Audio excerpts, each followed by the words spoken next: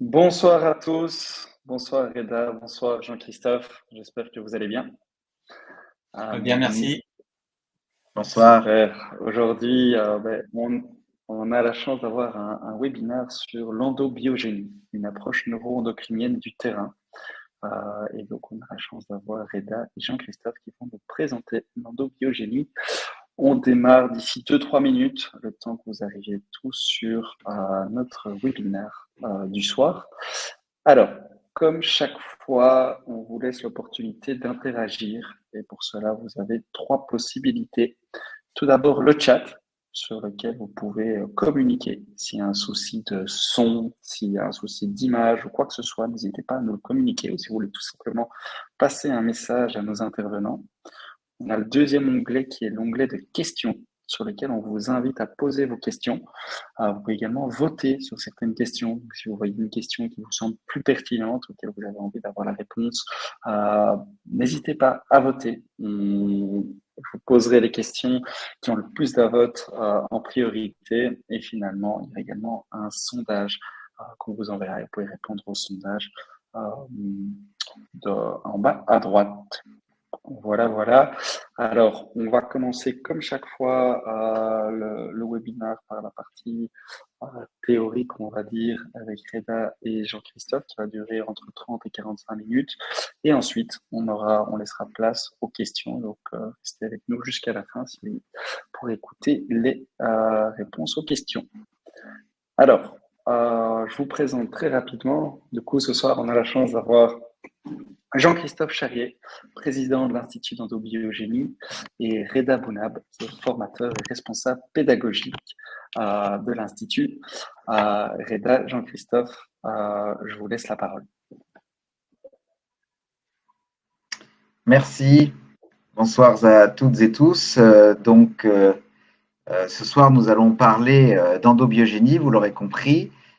Donc, rapidement, avant de vous expliquer ce qu'est l'endobiogénie et en quoi ça consiste, il faut savoir que nous sommes un collectif, nous sommes une association, loi 1901, qu'on appelle Institut d'endobiogénie, IEMPI, ça veut dire Institut d'endobiogénie, médecine préventive intégrative, donc qui s'est constituée association loi 1901 et qui a pour but de promouvoir et de développer une vision intégrative et personnalisée de la médecine qu'on appelle endobiogénie. Vous saurez dans quelques instants ce que cela veut dire.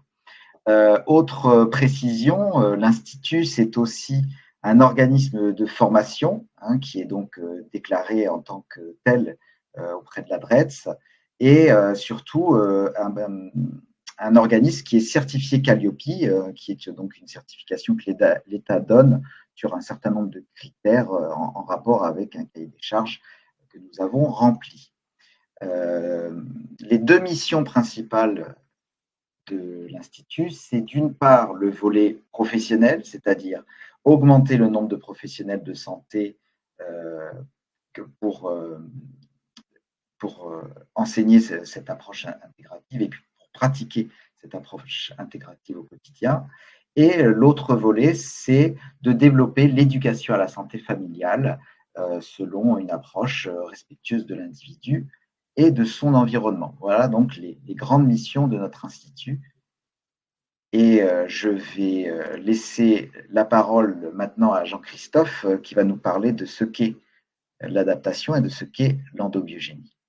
Merci Reda, bonsoir à tous.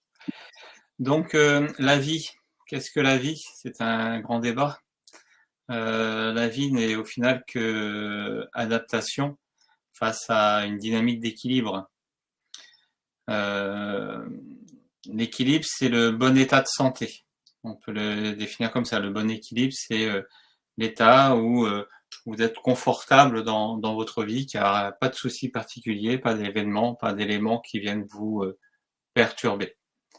Le problème, c'est que la vie des bisounours, c'est pas la vraie vie. Donc, on a souvent des agressions dans notre vie, et ces agressions, elles peuvent venir à la fois du milieu intérieur comme du milieu extérieur. Et face à ces agressions, il va falloir mettre en place une dynamique d'adaptation. Et cette dynamique d'adaptation, elle va utiliser des outils que notre organisme réalise, et en particulier la congestion, qui est le premier niveau de réponse à l'adaptation. Le niveau de congestion est indispensable à l'installation d'une inflammation.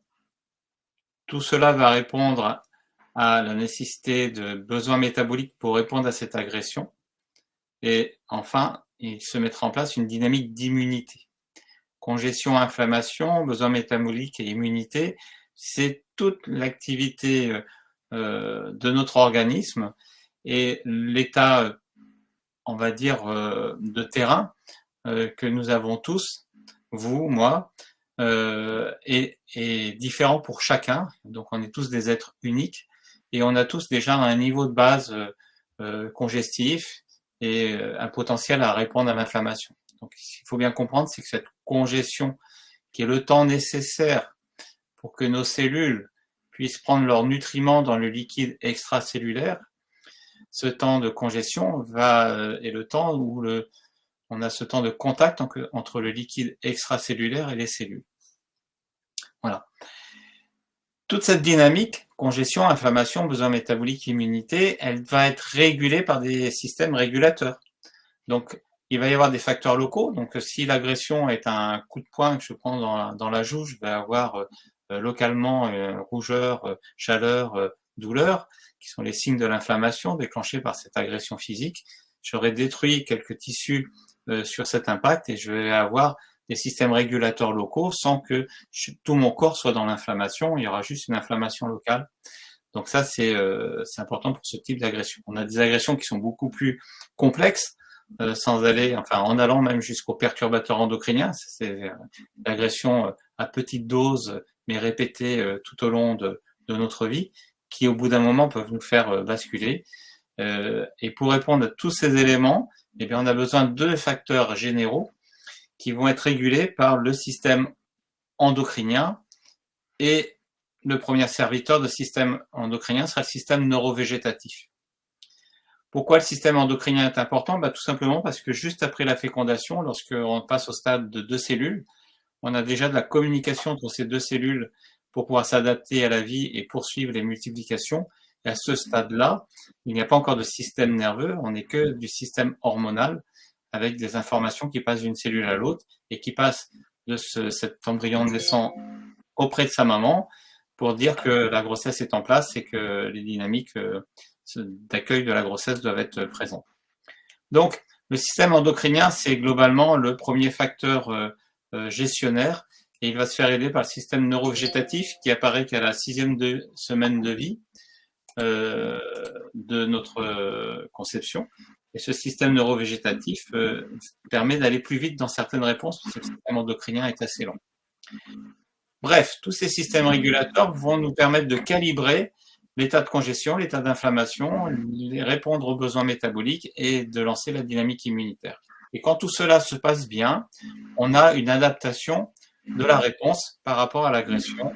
Et de là, on revient sur l'état initial, l'état d'équilibre qu'on appelle l'état de santé. Là, on est dans l'état physiologique de fonctionnement, qui est ce que nous faisons au quotidien, tous les jours. Reda, il y a ton micro qui fait beaucoup de bruit. Vous pouvez couper ton micro. Voilà, merci Reda, pour nos auditeurs.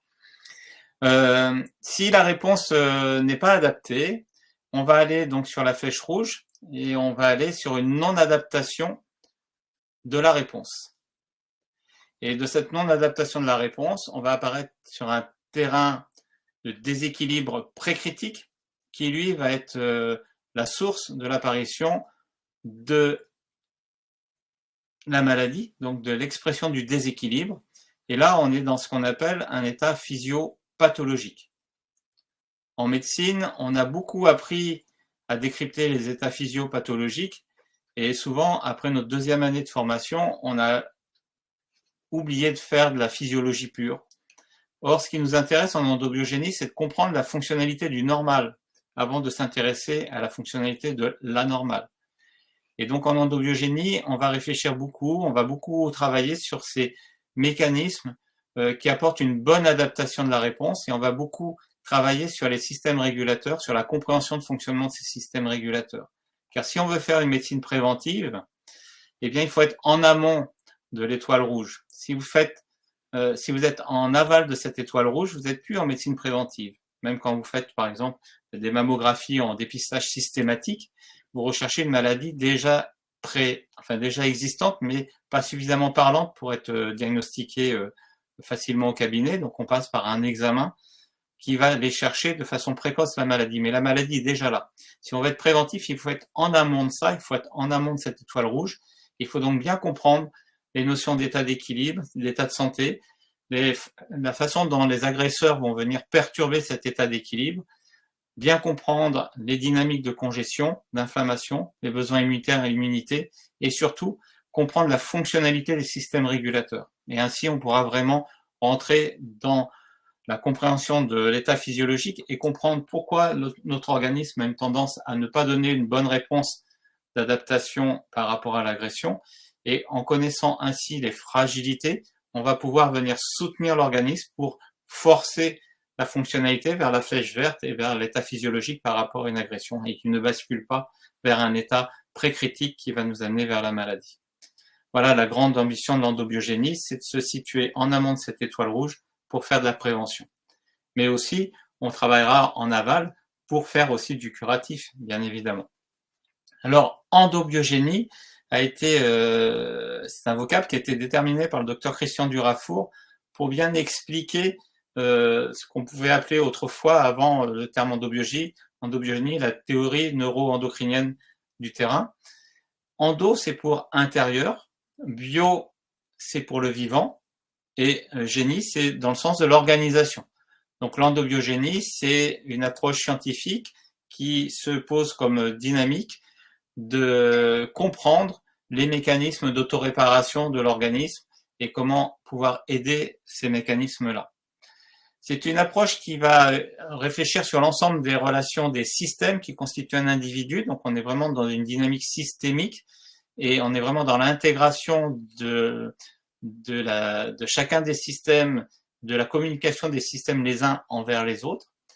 On sait que cette communication principale, elle est gérée par le système endocrinien et qu'elle va être assistée par le système neurovégétatif. Ça, ce sont des principes de l'endobiogénie et c'est vraiment là-dessus qu'on va travailler et comprendre ces mécanismes-là.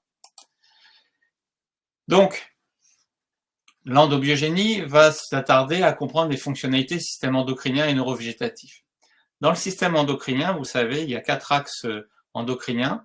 Et en endobiogénie, ces axes-là, on va les interpréter par rapport à l'adaptation selon une dynamique bien particulière, qui est la succession d'une dynamique entre l'axe corticotrope, qui reçoit l'information d'adaptation. Hans Selye a passé des années à décrire le syndrome général d'adaptation, qui démarre par l'axe corticotrope.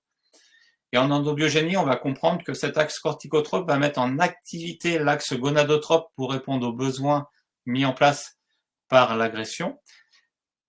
Et cet axe gonadotrope qui doit réparer certaines dynamiques que l'axe corticotrope a pu mettre en destruction va utiliser de l'énergie de la matière première fournie par l'axe thyréotrope. Et cet axe thyréotrope va être poursuivi par la suite par l'axe somatotrope qui est là pour finaliser les réparations. Donc si vous voulez, vous voyez ici, il y a 2 axes qu'on a mis en rouge volontairement qui sont des axes catabolisants, des axes de destruction, alors que les 2 axes qui sont mis en vert sont des axes anabolisants. Il se trouve que les axes corticotropes et thyréotropes sont aussi des axes importants dans l'adaptation parce qu'ils vont répondre à l'information qui va être apportée par le système alpha-sympathique. Donc le système alpha-sympathique appartient au système neurovégétatif. Ce système neurovégétatif comprend le parasympathique qui gère le tonus de base de l'organisme. C'est lui qui va permettre l'assimilation des nutriments, par exemple, l'interface avec le monde, s'enrichir du monde et enrichir notre corps avec ce que le monde a à nous donner. Et puis, vous avez le système orthosympathique, qui est la préparation de la mise en tension de l'organisme pour réaliser le mouvement. Et donc, ce système orthosympathique, qu'on appelle souvent le sympathique, comprend 2 segments. Le premier, qui est l'alpha-sympathique, qui va être, dont le niveau d'activité va être conditionné par le tonus de base du parasympathique. c'est un système de mise en alerte. Ce système de mise en alerte est important puisqu'il va au niveau du locus coeruleus, qu'on appelle également la tache bleue, va aller stimuler directement l'axe corticotrope et l'axe thyréotrope pour mettre en activité la réponse, enfin l'information d'une agression pour que l'adaptation se mette en place. Voilà, puis vous avez donc ce système alpha-sympathique qui est un système d'alerte, et ce système alpha-sympathique est poursuivi par la suite par le système bêta-sympathique, qui est le système qui va déclencher les réponses, et le système bêta-sympathique est en lien avec le système endocrinien, surtout en périphérie avec la surrénale qui lui permet de s'exprimer, à travers l'adrénaline en particulier. Donc c'est important pour nous en endobiogénie de bien comprendre ces interactions qu'il y a entre ces axes, et surtout de comprendre la succession d'événements qu'il y a entre chacun des axes pour voir quel est l'axe qui pose problème dans la réponse adaptative et qui va nous conditionner dans notre organisme, chacun propre à chacun, qui peut nous conditionner vers un état précritique. Il faut savoir que dans la grande majorité des maladies, vous avez un axe qui présente une fragilité de réponse qui va être accompagné par deux autres axes qui vont être soumis à ces besoins défaillants créés à cet axe premier déficitaire. Donc, en général, le quatrième axe, il est plutôt neutre. Et donc, notre travail en tant que praticien, en tant que médecin, c'est d'aller comprendre quel est l'axe prédominant et voir l'interaction qu'il y a sur les deux autres axes et voir comment, avec des outils simples, physiologiques, on puisse venir étayer les défaillances, soutenir, nourrir les défaillances pour permettre une meilleure fonctionnalité de tout ce système-là. Et ainsi, on aide l'organisme à s'auto-réparer. Donc, avec la compréhension du système neurovégétatif, qui est cliniquement ce qu'il y a de plus facile à comprendre et sur lequel, physiologiquement, il nous est le plus facile d'agir, que ce soit par des exercices qui sont purement corporels ou que ce soit par l'usage de thérapeutiques physiologiques d'accompagnement et de régulation. Donc, il est important pour nous, en endobiogénie, de comprendre vraiment le fonctionnement neurovégétatif du patient qui est devant nous, d'aller comprendre également, et là c'est beaucoup plus complexe, les fonctionnements endocriniens de ce patient et aller rechercher les zones de faiblesse ou d'excès, voir les éléments qui vont s'associer et accompagner cette difficulté. Tout ça, ça dépend bien sûr de la génétique de l'individu, mais aussi de son épigénétique, et je dirais pratiquement surtout de son épigénétique, qui a vraiment une influence majeure. Et donc, on voit tout l'impact de l'environnement, de l'éducation, de l'alimentation, de la culture. Tout ça va avoir un rôle important dans la part épigénétique. Et on va voir également l'influence des choix et des événements qu'il y a eu dans la vie. Donc, les choix, on peut les comprendre, on peut éventuellement les modifier et faire des choix positifs ou faire des choix négatifs. Donc, notre rôle en tant que praticien de santé, en tant que médecin, c'est d'accompagner le patient à faire les meilleurs choix possibles pour qu'il ait le meilleur fonctionnement de sa vie. Et puis, il y a les événements de la vie. Ceux-ci, on les maîtrise pas forcément. Il y a des accidents de la vie, il y a des orages qui tombent comme un coup d'éclair dans un ciel serein et qui vont vous faire basculer. Ces événements de vie, il va falloir, c'est des grosses adaptations et elles vont conditionner un état d'adaptabilité qui est une adaptation modifiée et qui va aussi modifier votre terrain de base. Mais globalement, la compréhension de tous ces mécanismes nous permet de faire un diagnostic de terrain endobiogénique qui est donc le résumé de l'unité du patient, de sa fonctionnalité, de ses forces et de ses fragilités. Et savoir de façon préventive le conseiller pour qu'il évite d'aller vers telle voie qui pourrait le fragiliser et l'amener vers la maladie et qu'il choisit plutôt une autre voie qui va l'amener plutôt vers des dynamiques où les autoréparations seront les moins coûteuses pour lui et dans laquelle il aura un meilleur confort de vie. Alors, une fois qu'on a fait toute cette compréhension, il va falloir faire un traitement. Ce traitement, il est complexe. Tu peux revenir s'il te plaît, Reda ? 2 secondes, mais ce traitement, il dépend d'une équipe. Et c'est une prise en charge qui doit être totalement intégrative. Le patient, il ne dépend pas que du médecin. Il va dépendre aussi du personnel de soins qui est autour de lui, donc les paramédicaux. Il va dépendre du pharmacien qui va délivrer des thérapeutiques dont le médecin a besoin. Il dépend aussi parfois des professions du bien-être qui peuvent être là pour accompagner cette prise en charge intégrative.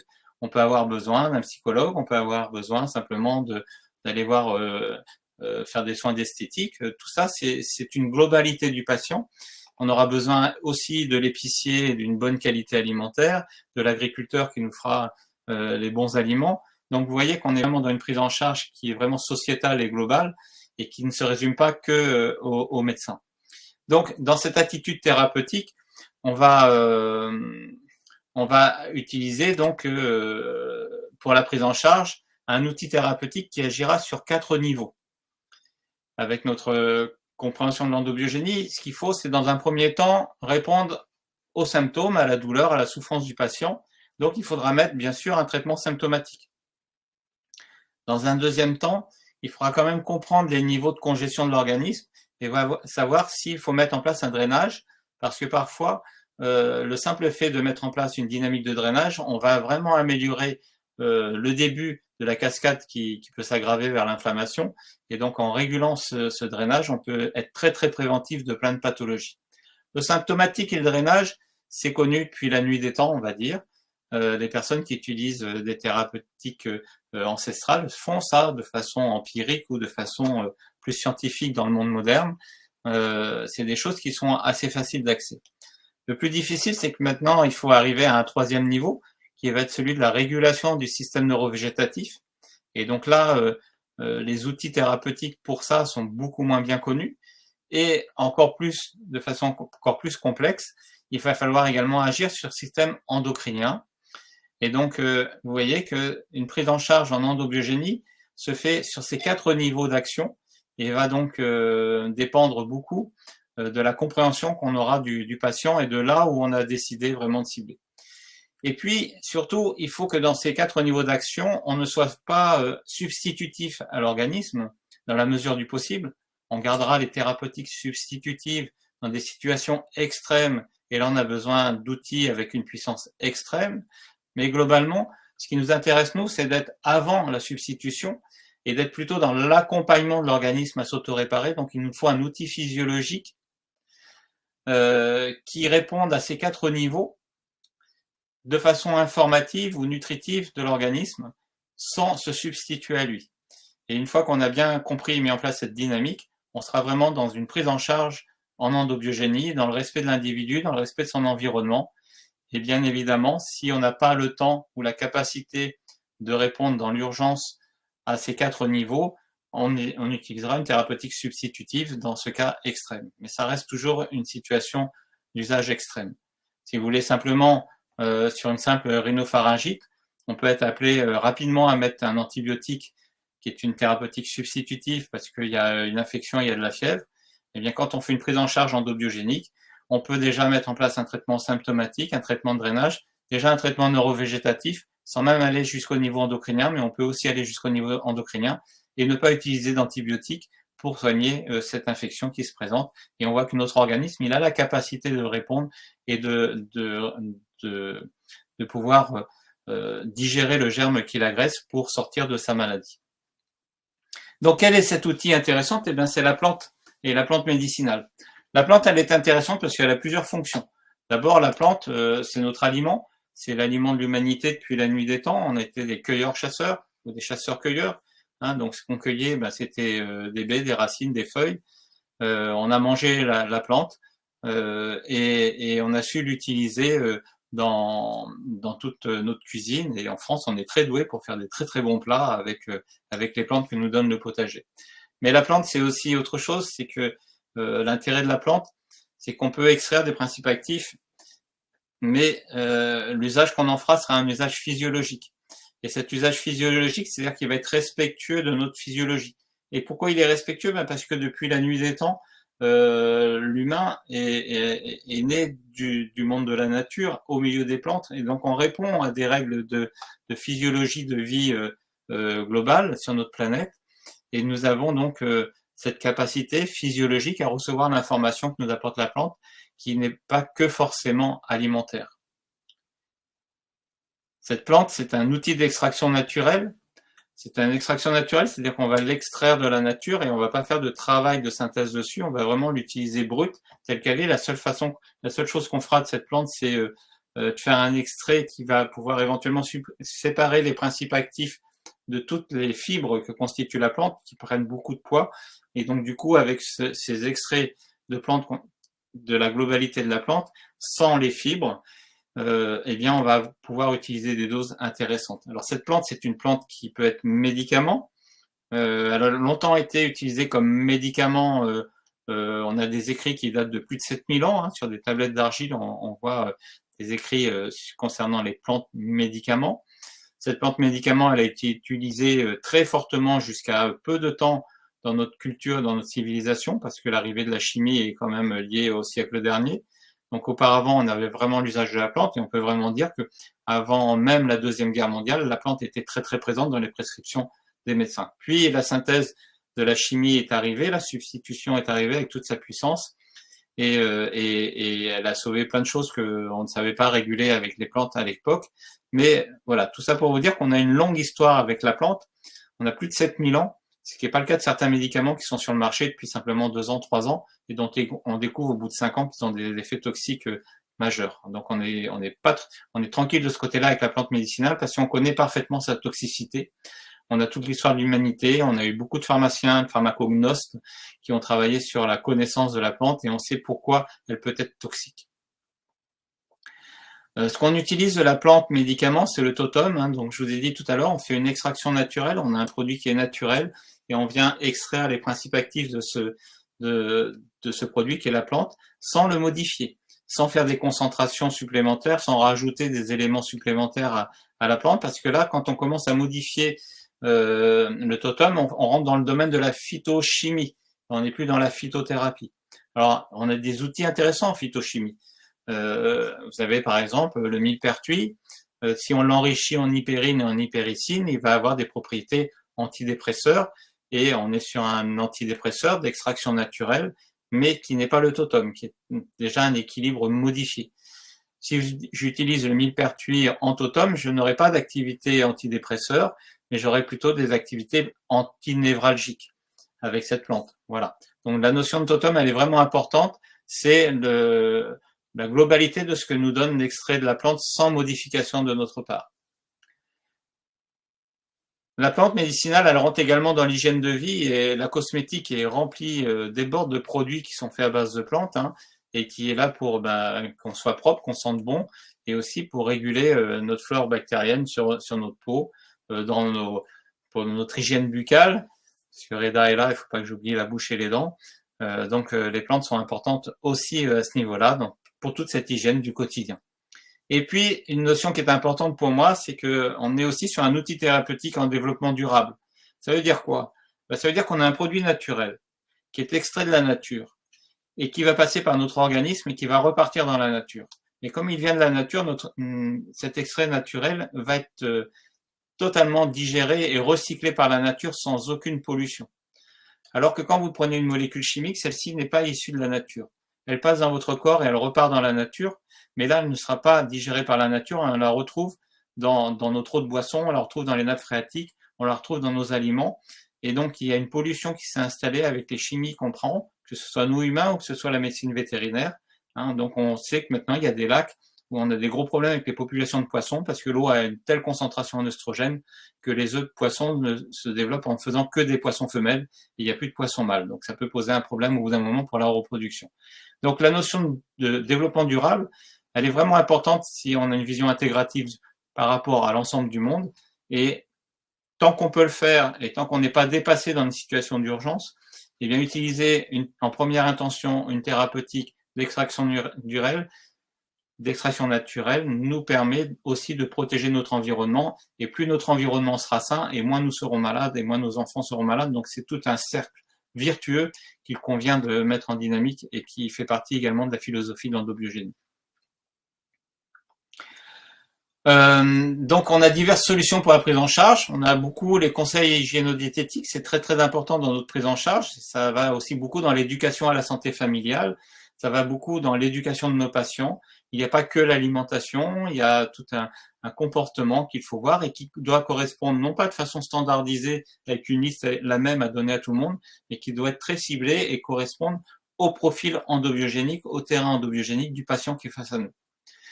On va utiliser, par rapport à ces problématiques de santé, des thérapeutiques d'extraction naturelle. La principale, c'est la phytothérapie clinique. On l'a vu tout à l'heure avec l'exemple de la plante. C'est vraiment la principale, la plus présente dans nos thérapeutiques, à laquelle on va pouvoir associer des minéraux tels que l'argile ou des oligoéléments, qui sont des outils donc facilement accessibles en pharmacie. On pourra y associer également des pratiques professionnelles. Donc, on pourra associer à ça de la kiné, de l'ostéo, on pourra associer des pratiques de psychologie, par exemple. Enfin, toutes les professions, toutes les capacités professionnelles qui sont autour des médecins font partie complètement dans l'intégration de la prise en charge du soin. Et donc, un bon médecin qui fait de la médecine intégrative doit connaître dans son environnement quels sont les différents thérapeutes qui sont accessibles et orienter son patient vers ces pratiques professionnelles qui sont le mieux adaptées aux patients. Et bien évidemment, je vous l'ai dit, on n'évitera pas les thérapeutiques substitutives quand celles-ci s'imposent et qu'on est devant une problématique majeure et que l'organisme n'aura pas le temps de s'auto-réparer pour se mettre en dynamique de survie. Et bien là, on a toute la réanimation, on a tout le SAMU, on a tout ce qu'on fait en extrême urgence, on a tous les états d'équilibre dépassés et les maladies graves qui s'installent. Ben là, bien évidemment, on mettra en place des thérapeutiques substitutives. Mais c'est pas parce qu'on mettra en place une thérapeutique substitutive qu'on oubliera le reste. On sait que ces thérapeutiques substitutives, comme elles sont extrêmement puissantes, elles peuvent avoir aussi une certaine toxicité. Et on peut associer à ces thérapeutiques substitutives un traitement de terrain adapté au patient qui va l'aider à mieux supporter cette chimiothérapie qu'il a pour ce cancer et donc optimiser l'efficacité de cette thérapeutique substitutive dans ce cas précis. Donc ça concerne tous les professionnels de santé, que ce soit les médecins, les pharmaciens, les dentistes, les kinés, les ostéopathes, les infirmières et tout l'environnement médical que les médecins ainsi que les autres professions qui peuvent être utiles avec nous. Merci Jean-Christophe pour cette brève présentation de l'endobiogénie, mais très synthétique. Mon micro fonctionne-t-il bien? Il n'y a pas de parasites? Ça ronronne un peu, mais ça marche. Bon, je vais essayer de pas trop bouger. Il grésille un petit peu, c'est vrai. Il grésille un peu. Bon, désolé. Je ne peux pas résoudre le problème pour l'instant. Alors, est-ce que j'arrive? Oui, donc l'endobiogénie, vous l'aurez peut-être compris, c'est donc une approche scientifique avant tout et dont les objectifs sont les suivants. C'est d'une part et avant tout améliorer le confort de vie des patients par les différents éléments que Jean-Christophe a pu nous présenter, en l'occurrence des conseils d'hygiène de vie, un accompagnement sur le symptomatique, sur le drainage et sur la régulation de la réactivité de ces patients face à des agressions pour retrouver leur état d'équilibre.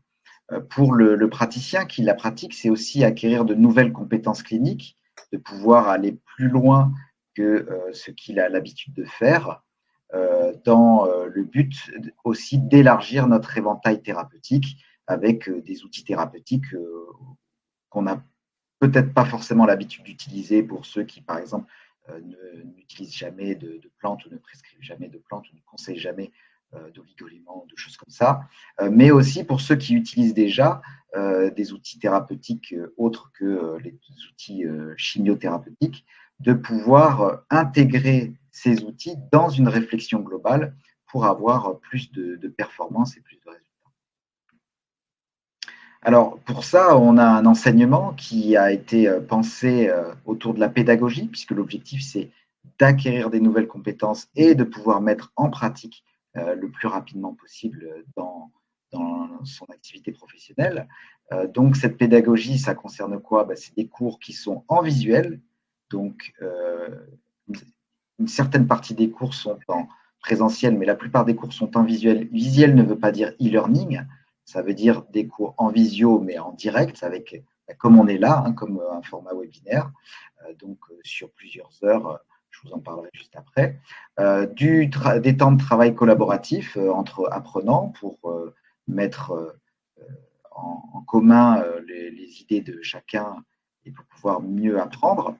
Des exercices en ligne individuels aussi, des quiz, des outils d'auto-évaluation. Donc vraiment, on a pensé, ça fait plusieurs années maintenant qu'on travaille là-dessus, qu'on enseigne, pour que tout devienne le plus facile possible pour arriver à l'objectif, marche après marche, de pouvoir être accompagné dans cette démarche d'amélioration de ses connaissances et de ses compétences. On a une équipe qui se veut dynamique, qui est donc composée de médecins généralistes, de pharmaciens ou de professionnels diplômés titulaires du diplôme de pharmacie, ou encore des professionnels spécialistes comme moi qui suis chirurgien dentiste, qui donc un savoir plus spécifique, mais qui intègre justement ces savoirs techniques plus restreints dans une compréhension globale pour pouvoir justement rendre service à nos patients, toujours dans le même esprit. Ces formations, on l'a décliné sous plusieurs formats. Il y a le socle historique, qui est une formation destinée aux médecins, pharmaciens et sages-femmes, qui est une formation qui se passe sur 2 niveaux, hein, pour une durée totale d'à peu près 170 heures, mais on ne peut faire que le niveau 1 ou le niveau 1 et le niveau 2. Ce sont des matinées qui se passent en visio avec 3 jours consécutifs en présentiel, parce que l'idée, c'était quand même, la visio, c'est bien, mais c'est bien aussi de pouvoir se rencontrer les uns les autres. Donc, il y a une partie qui est en présentiel, des replays qui sont mis à jour et mis à disposition dans tous les parcours de formation, avec des tarifs qui sont indiqués à l'écran. Et puis sinon, on a décliné des formations plus courtes à destination des divers professionnels de santé, donc paramédicaux, ostéopathes, aussi praticiens de santé, chirurgiens dentistes et hygiénistes dentaires, en sachant qu'il y a des cours qui sont en tronc commun, puisque le socle de connaissances de base est commun, le langage est commun, et qu'après, on a décliné ça pour répondre plus aux besoins spécifiques de chaque profession en fonction des différentes formations. Donc n'hésitez pas à aller sur le site internet institutendobigénie.fr. Vous pouvez contacter aussi notre direction à ce lien-là. Vous avez le numéro de téléphone aussi, un QR code. Voilà, il y a tout un tas d'outils de communication qui ont été développés pour pouvoir répondre à vos besoins ou à vos questions par rapport à la formation. Voilà. Donc, je vous remercie.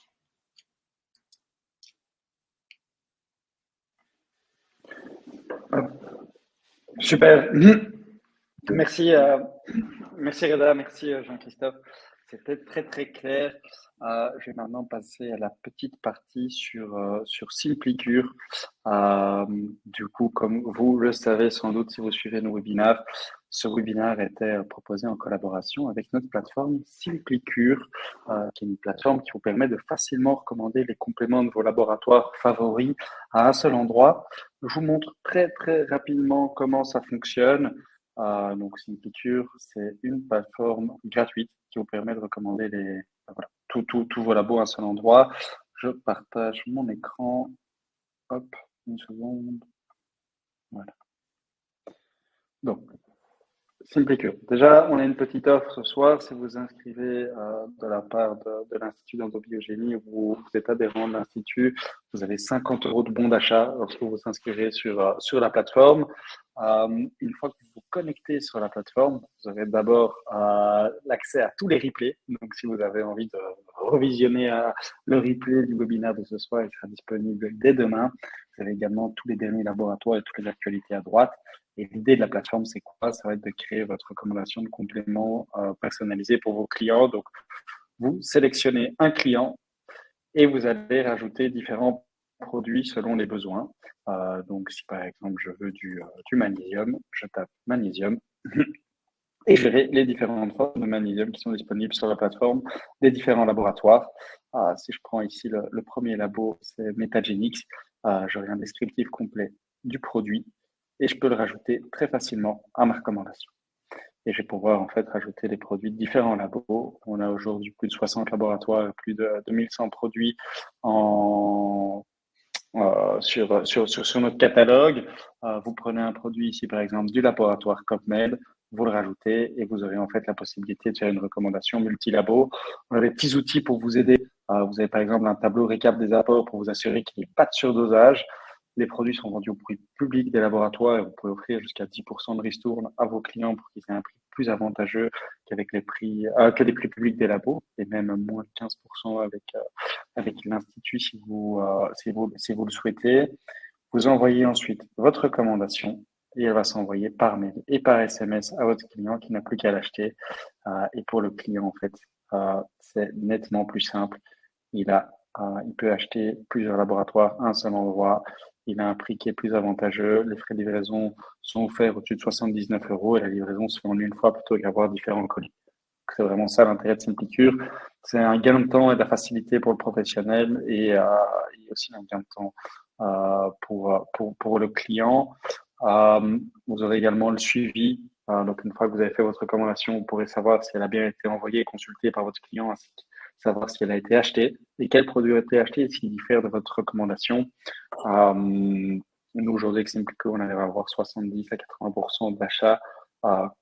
Voilà, c'est vraiment le métrix qu'on va essayer de travailler chez nous. Voilà, une très très brève présentation de Simplicure. Je retourne rapidement au slide avant de passer aux questions. Aujourd'hui, c'est plus de 60 labos sur la plateforme. Les laboratoires les plus recommandés, mais le catalogue est flexible. Donc, si vous avez besoin de nouveaux laboratoires, de d'autres produits que vous ne voyez pas aujourd'hui, on peut les rentrer et on fera notre possible pour le faire. Pour vous, Simplicure, c'est accéder à vos meilleurs labos. C'est un gain de temps. C'est une manière de fidéliser ici votre clientèle et de bénéficier d'autres avantages, dont les replays des webinaires. L'inscription est gratuite. Je vous invite à la faire. Et voilà également notre calendrier des prochains webinaires. Donc, on aura des webinaires déjà jeudi sur l'insomnie et la prise de poids. Et on a d'autres thématiques, notamment le microbiote et le métabolisme, avec Véronique Lies à la fin du mois. Je vous souhaite à tous une bonne soirée et je continue là maintenant avec les questions pour Jean-Christophe et Reda. Du coup, je vais passer aux questions. On a d'abord Mélodie qui demande: l'endobiogénie est-elle réservée aux médecins ou les naturapeutes peuvent l'intégrer, sachant que c'est ce que nous faisons plus ou moins? Eh bien, vous avez vu dans toute l'équipe pédagogique, vous avez vu le docteur Maria Jensikova, qui est une consultante thérapeute et qui est la responsable pédagogique justement de la formation auquel auront accès les naturopathes, qu'on appelle la formation bien-être dans notre programme. Donc, vous pourrez venir sur le site pour voir tout ce qu'on vous propose, pour rentrer dans les compréhensions des mécanismes justement d'autorégulation de l'organisme et comment compléter votre savoir avec une cohérence de physiologie derrière par rapport aux pathologies que vous avez devant vous, par rapport aux conseils d'hygiène de vie que vous allez accompagner. Voilà. En l'occurrence, je vais être à la FENA ce week-end pour faire une conférence pour les naturopathes qui auront la délivrance de leur nouveau diplôme.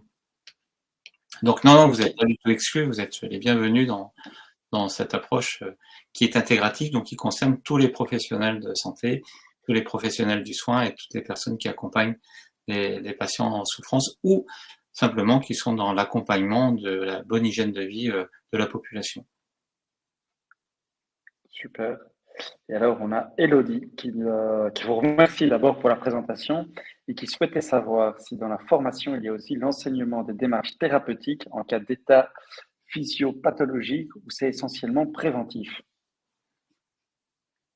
C'est les deux, hein. Je veux dire, on fait de la prévention, mais on a aussi des patients qui arrivent avec des maladies, parfois des maladies très graves, donc on table les deux sujets.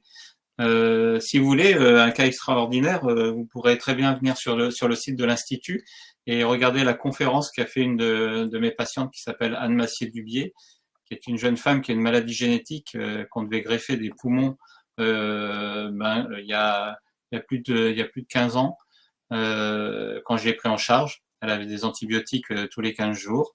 Elle était avec des poumons extrêmement abîmés du fait de sa maladie génétique. Et il se trouve qu'aujourd'hui, donc on est 15 ans plus tard, elle est toujours pas greffée, même si ça viendra un jour. Mais on a gagné déjà 15 ans de qualité de vie et surtout, ça fait 10 ans qu'elle n'a pas pris d'antibiotiques. Donc même avec des maladies extrêmement graves, un accompagnement de ces cas graves, on peut aussi, et on est aussi dans la prévention, parce que dans la compréhension de pourquoi elle était toujours en surinfection, on a modifié beaucoup de choses dans son hygiène de vie, dans ses choix de vie aussi, parce qu'elle a fait des choix importants, et dans un traitement qui l'accompagne à base de plantes médicinales jusqu'à aujourd'hui. Voilà, donc je vous invite à aller voir cette conférence, il y a beaucoup d'émotions et elle a vraiment présenté son parcours et comme quoi elle explique pourquoi dire il y a d'un côté la médecine allopathique et puis d'un autre côté il y a les autres approches de santé, pourquoi on met un mur entre les deux et pourquoi on ne serait pas simplement en fusion chacun dans l'intégration de société et dans l'intégration du soin et que chacun se respecte et connaisse le travail des autres pour que justement on travaille en synergie plutôt que d'être en opposition, parce qu'au milieu de tout ça, il y a un patient, et le patient, il est écartelé, et si on l'écartèle, il ne fait pas forcément les meilleurs choix pour sa vie. Voilà. Jean-Christophe, peut-être que tu pourrais mettre dans le chat, du coup, le nom de cette patiente ou de cette conférence. Oui, je peux le mettre. Hop, j'aille dans le chat. C'est Anne Massier-Dubier. Il y a un lien, une vidéo où on peut le voir. voir. Faudra, par contre, faut aller chercher sur le site. Je peux le chercher, puis si je le trouve là, je vous le mets.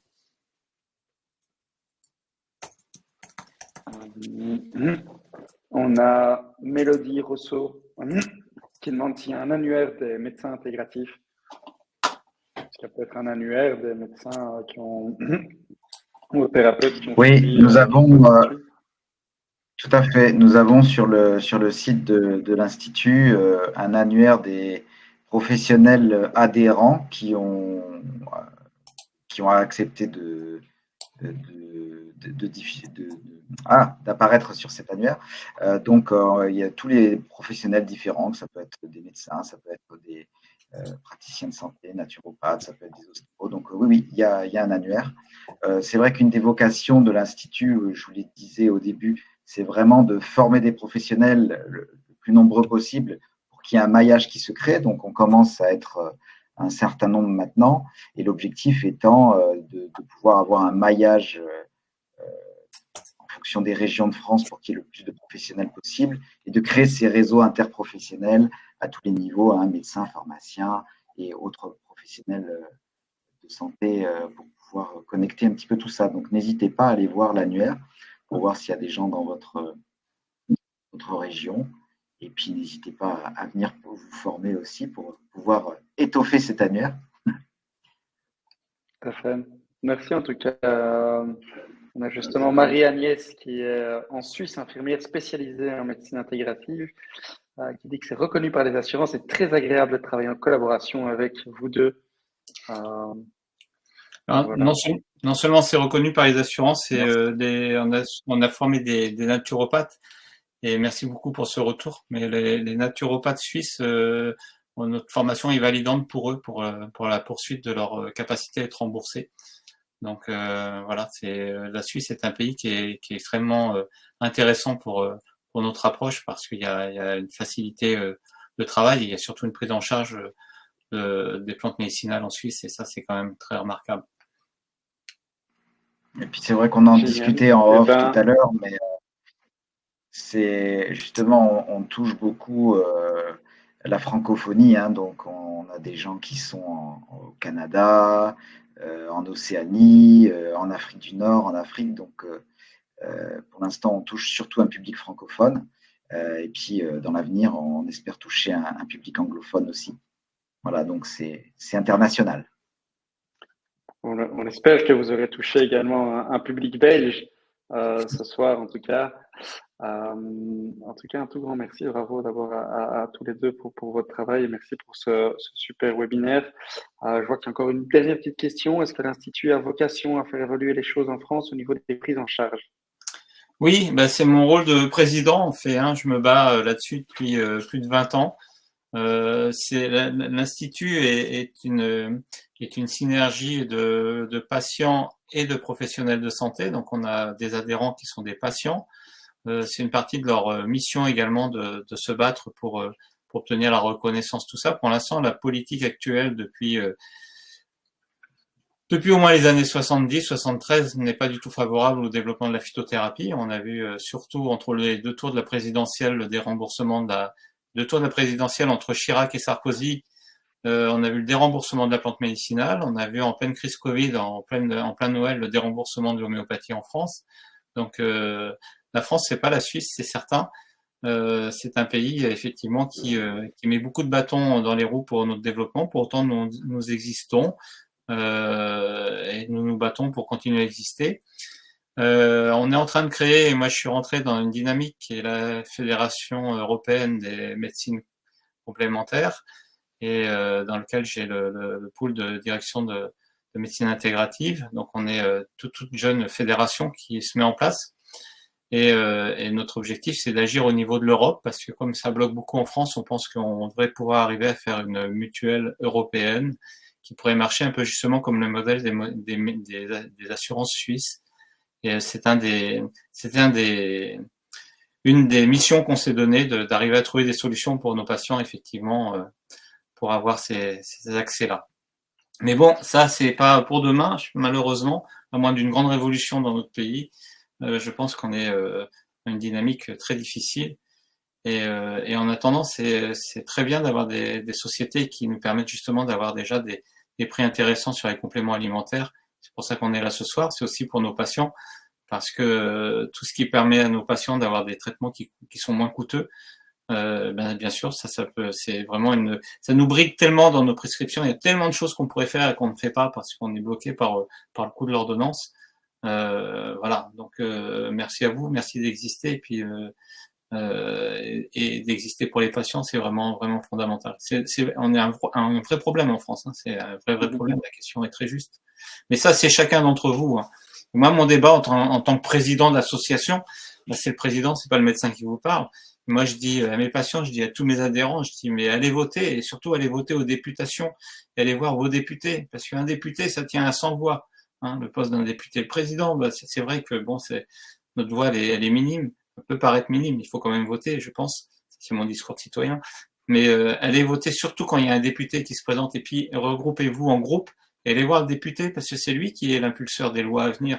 Et c'est parce qu'il verra que son poste il tient à une cinquantaine de voix, à 100 voix, et que vous représentez ce volume-là, qu'il pourra s'engager en politique justement pour défendre cet intérêt-là. Et actuellement, enfin moi depuis que j'ai 18 ans que j'ai le droit de voter, j'ai vu aucun débat sur la santé dans notre pays, à part nous parler du trou de la Sécu. On n'a jamais demandé à la population dans notre pays, en France, ce qu'on voulait comme médecine et ce sur quoi on voulait axer les priorités dans la médecine qu'on va avoir. Donc on est responsable de ça, on est tous responsables. Hein. Il y a autant les prescripteurs que les consommateurs ou les patients.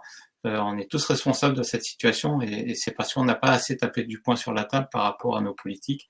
On a droit comme les autres, on a des choix, on fait des choix, on a le droit d'être respecté dans nos choix. Et si on veut respecter l'environnement, si on veut respecter notre organisme, si on veut se respecter soi-même, tout en étant raisonnable, bien évidemment, parce qu'il y a des fois, il faut aller au-delà. Mais c'est à nous que ça appartient aussi de nous battre pour ça. Donc voilà, là c'est un autre discours que je tiens ce soir, mais qui est celui d'un président d'association et qui se bat depuis qu'il était étudiant, parce que j'étais aussi président d'association d'étudiants en médecine et j'ai fait grève et j'ai fait des pelotons de grève et on était dans les manifestations, tout ça pour pouvoir avoir chacun la liberté du choix du soin qu'on souhaite. Voilà, bon, ça c'est mon côté actif. Et voilà. Ça dépend de chacun d'entre nous, et tout seul on est impuissant. C'est chacun d'entre nous, c'est chacun de nos patients, c'est quel monde on veut, dans quel monde on veut vivre, et après il faut s'adapter à notre environnement toujours. Donc, on fait ce qu'on peut pour exister. Pour l'instant, on résiste bien quand même, je trouve. Tout à fait. Merci, merci Jean-Christophe, et merci pour votre combativité. On sent la force et l'envie derrière. Alors, je vous invite, les participants, je vois qu'il y a encore une grosse trentaine de participants, je vous invite à peut-être poser vos dernières questions avant qu'on quitte. Sinon, merci à tous d'avoir participé. Le webinaire est disponible en replay. On vous enverra le lien. Donc, tous ceux qui sont inscrits, qui n'ont pas pu participer, vous recevrez le lien. Ceux qui sont inscrits et qui veulent en parler autour de vous, c'est la meilleure manière d'être acteur. Donc, partagez le webinaire autour de vous. Ça nous fera plaisir à l'Institut d'Endobiogénie, mais à nous également. C'est chouette en tout cas de voir votre engagement à tous dans le chat. Tout le monde vous remercie. Merci en tout cas Jean-Christophe, Reda, c'était génial comme intervention et on le sent justement dans les commentaires des participants. Je vous souhaite à tous une très très belle soirée et à bientôt, j'espère. Merci beaucoup. Merci à vous tous et belle soirée. Merci, à bientôt. Et prenez soin de vous. Au revoir. Merci, au revoir. Au revoir.